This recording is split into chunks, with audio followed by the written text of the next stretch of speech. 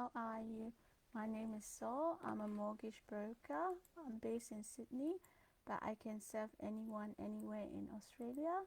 Today I'm going to talk about um, you know, what happened when property investment gone wrong.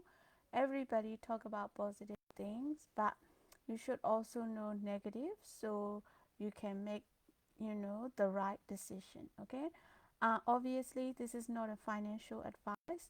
I love sharing everything I know with you. That's why I'm sharing it.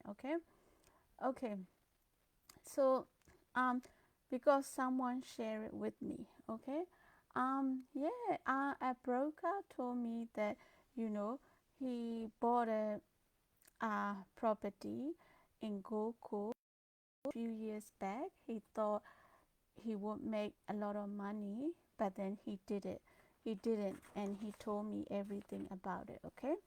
Okay, I'll tell you like a story. Okay, there was a couple a few years back. They used to live in Sydney. Then they thought, why don't we go to Brisbane, Gold Coast? Okay, so they went to Brisbane and they found a job there. Then they thought, we'll buy something in Gold Coast. Gold Coast is like dream place. Everyone want to live there, and holiday at home kind of thing. Okay, so they want to buy a unit. They want to buy a two-bedroom home, and it's something that need renovation, but it's very good place. It's close to the beach. In a suburb called Miami in Gold Coast, and they think they bought it back in like 2016, and they thought it's a good investment due to two reasons. Because in 2018, Commonwealth Bank game it's coming to Brisbane. So obviously, the area, the infrastructure, everything done up. So it can't be wrong. Okay.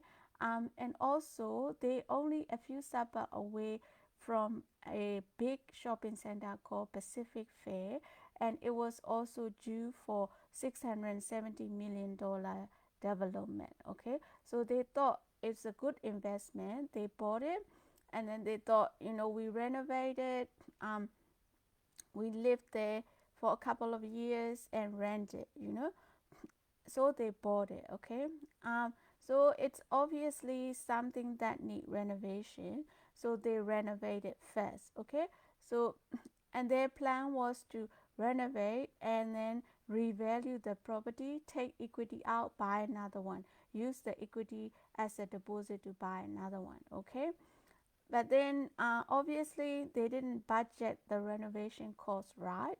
They didn't have enough money to complete the renovation. It went more than budget. So they had to take two credit card, two personal loan to complete the renovation.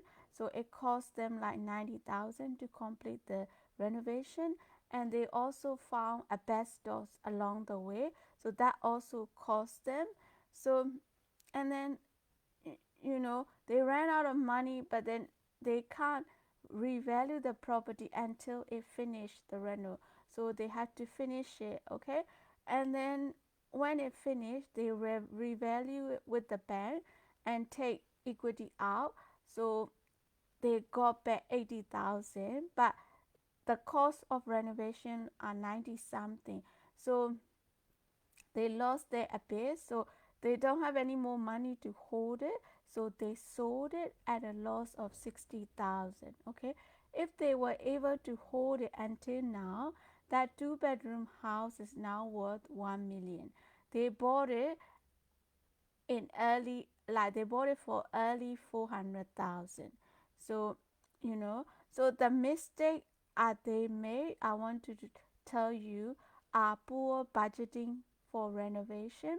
Okay, renovation always costs higher than you expected.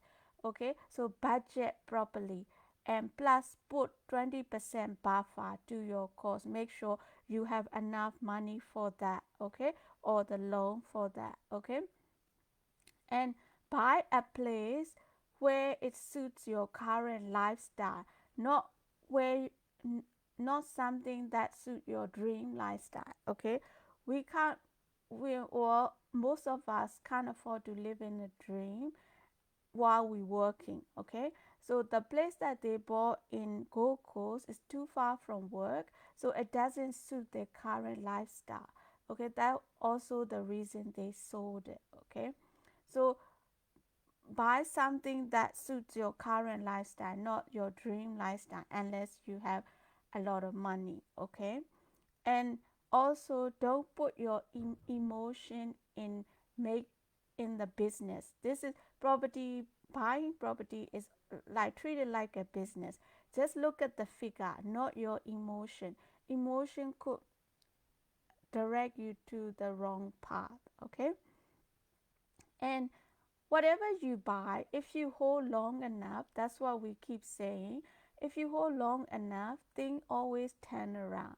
Now it's worth 1 million. So if they could have, if they could have hold it until now, they would have made 500,000 something, but they couldn't. Okay, so buy something you could hold it as long as you need to, so you don't have to sell it when the market drop.